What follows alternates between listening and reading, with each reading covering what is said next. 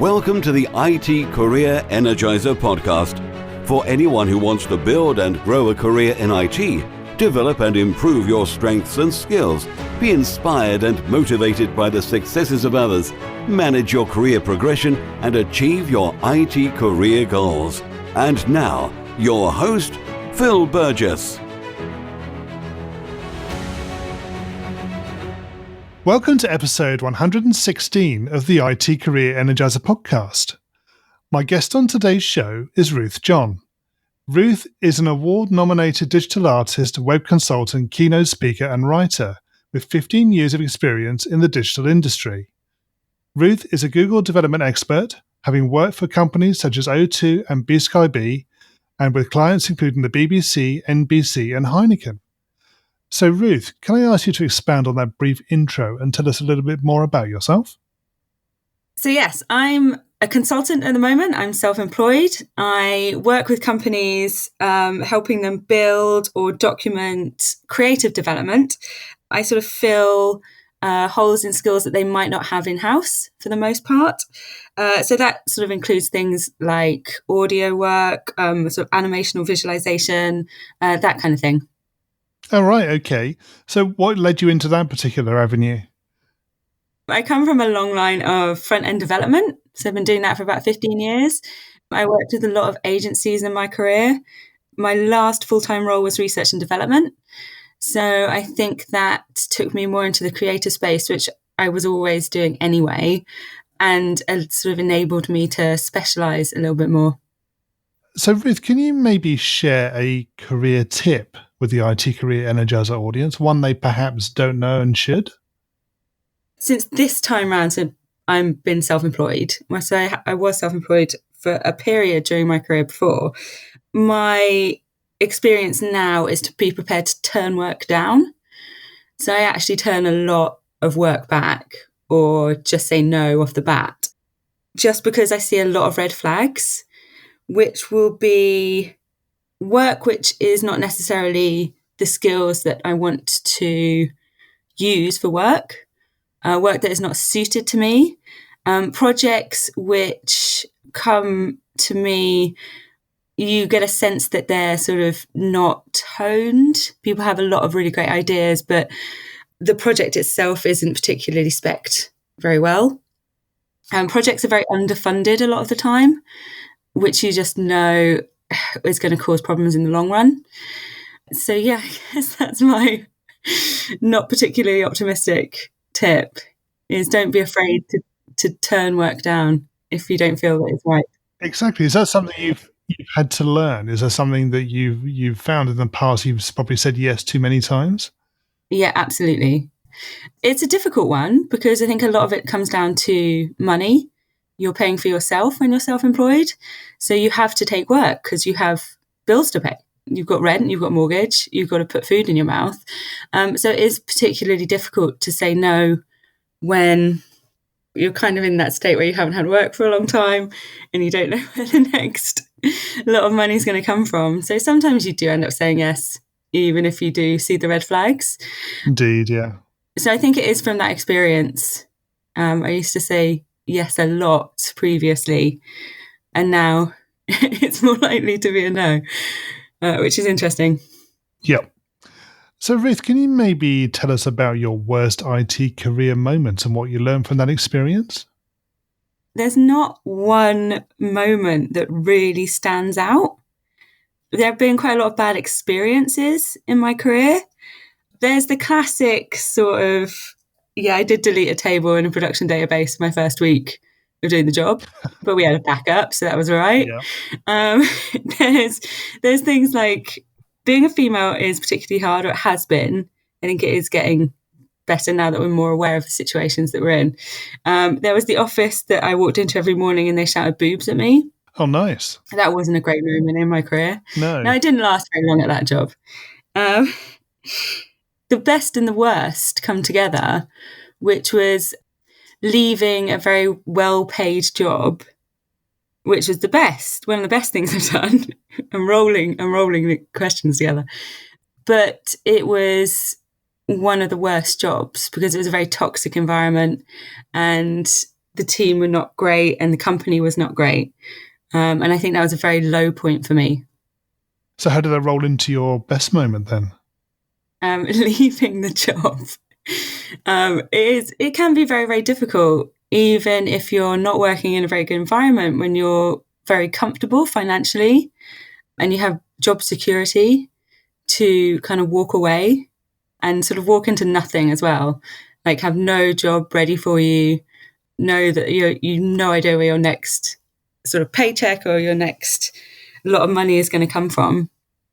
But at the same time, for me, it was extremely liberating. So I think that's one of the best things I've done. Sure. Have you learned anything from the experiences that you've been through in terms of how you choose where you work and who you work with? Yes. I think all my experiences so far have given me more of an insight to the sort of people and the sort of environments that I do want to work with and in. I think that comes back to the point about turning work down. That might be something else that I will look at. A good example is recently I picked up a project which was sort of slightly underfunded, but I got to work with somebody who I'd previously worked with, who I trust a lot and work well with. And it's a very interesting project. So that was something that, using my best judgment, I took the project on. Sure. I suppose in that instance, it helps that you actually knew the person involved, and therefore you had the confidence. Yeah, absolutely. Cool. Okay. So, Ruth, what excites you about the future of the IT industry and careers in IT in particular? How creative it's getting, actually. Technologies that I use specifically, front-end technologies, HTML, CSS, and JavaScript, have exploded so much over the past 5 to 10 years that you can quite easily build anything you want with them now, or at least it feels that way to me. Like, whenever I come up with an idea, which can be very abstract, I always sort of go, oh yeah, no, I can code something around this abstract idea that I have, which I think is that really excites me. Sure. I mean, yes, you mentioned the fact that you can apply multiple technologies to solve one problem, for example. So do you see that as a continuing trend, or do you think there are going to be changes in technology that may make that not quite as possible, or do you think it's going to go the other way? I would like it to stay the way that it's going now, where you can use multiple technologies to answer any kind of technical problem, or there are lots of solutions to the one problem, because that gives us technical diversity.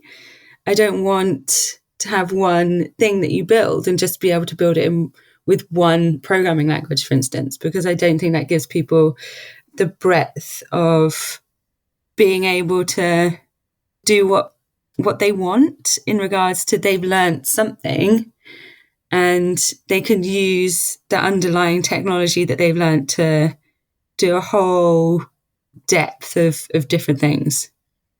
I'd like to keep it like that. We're going to move into the reveal round now. We're going to find out a little bit more about you and the way you think. Are you ready for this? Yes.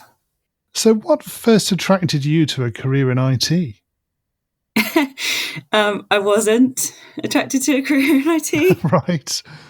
I remember leaving uni and I did a course called Entertainment Technology. Back in those days, there wasn't a lot of digital degrees. There you could do sort of computer science, but that wasn't really anything that I was interested in at the time. Entertainment technology was sort of like media studies, but you did all the technical bits. So music technology, film, animation, there's a lot of 3D stuff. And we used computers a lot. And I do remember doing a unit on Java programming and I hated it. And I left uni and I was like, oh, I never want to program again. That's terrible. And landed a job as a web developer and have never looked back. So never say never. No, indeed. So there must have been something that's kept you going in terms of wanting to continue in the industry. Yeah, I mean, like I was using computers a lot during my degree for creative purposes. So I think that in my job, I was still doing that. And a few years ago, I was working for a post-production house in Soho as a web developer. And I do remember seeing all the video editors and the 3D artists that work there. And I did think to myself, yeah, it's okay. I think I chose the right job because I get to take my laptop anywhere. Whereas if you do either of the other two that I was thinking of doing when I left uni, you have to stay in this like dark editing suite style room for your whole job. I was like, yeah, that's not great. No, so being able to see the light of day definitely makes a difference. Yeah. Okay, so what is the best piece of career advice you've ever received? This one's really tricky because I couldn't think of like anybody giving me career advice, which is quite bad because I'm sure people have given me career advice. I've been reading Lean In by Sheryl Sandberg recently, and there was a bit that she wrote about how, as a woman, there's still all these pressures from society to, get married and have kids. And when you're trying to do that and you've got the pressures of having a career as well, it is a big struggle. And I think she says something like, you just can't do everything.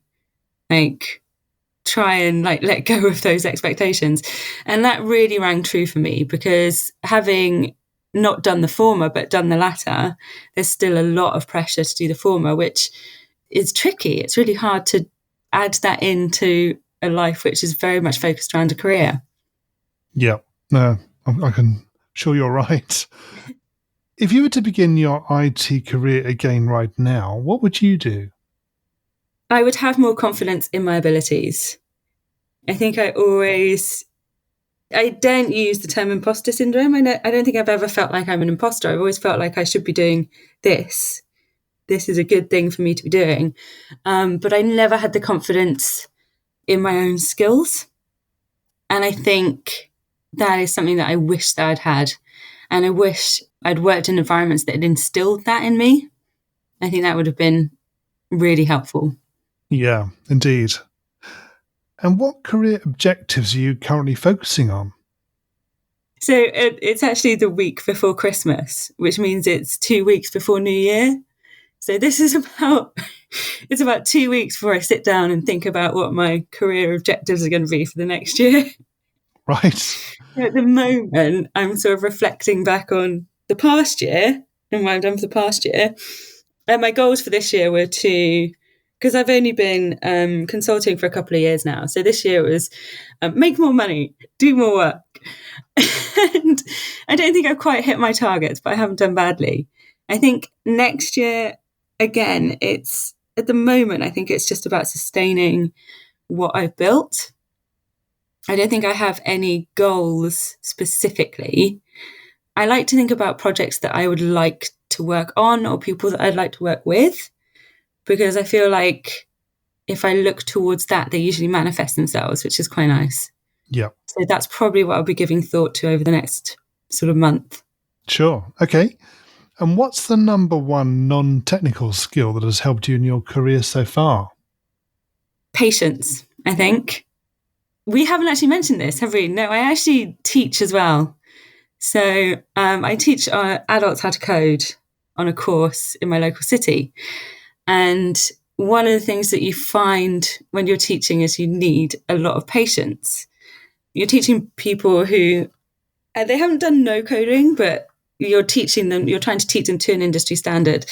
And it's a lot to take in. It's quite an intensive course. And you learn very quickly that you have to be very patient with them. And I think that skill is a good skill to have wherever you are and whatever you're doing. Yeah, I can understand that in particular. And of course, everybody is different in the way they learn. So do you adapt your approach depending on who you're talking to? Oh, yes, absolutely. Yeah, everybody does learn very differently. And you get a range of different skills and different learners in a class as well. I mean, this is why you have the different techniques of teaching. You have the ones where you can do the one-to-one, you have the ones where you stand up and you give a lesson, and you just have to sort of think on your feet, I guess. Yeah. And do you incorporate all those into the way you teach? I try to, actually. my mum and my sister are both ex-teachers, actually. So I do have a good, solid knowledge base if I'm sort of struggling with, I'm not quite sure if I'm teaching this right, or is there a better technique that I could be using in lessons, things like that. So, yeah, it's good to go to them for advice. Indeed, always someone to ask. Yeah. So, Ruth, can you perhaps share a parting piece of career advice with the IT Career Energizer audience? Find like-minded people. One of the things which we didn't mention, which is probably worth a mention, is a couple of years ago, I had written an article that was what I'd actually got nominated for the award for. And it was about doing something completely random. It was about doing audio visualizations with web technologies. And somebody picked up on it and got in touch with me. And he had been doing a very similar thing. And we got together and we did this stuff together for a bit. And then we sort of formed a collective with some other people that were doing very similar stuff as well. Some people were making music, some people were controlling lighting rigs, all with web technologies. And by doing that, this sort of collective sort of has grown. And to me, it was a really good thing that came out of just writing an article, because now I feel like I've got a support group for some of the sort of more crazy creative stuff that I tend to do. Sure. So find like-minded people. It can be really helpful. It sounds like you built your own mastermind. Me and some others. Indeed, yeah, exactly. And finally, what's the best way we can find out more about you and connect with you?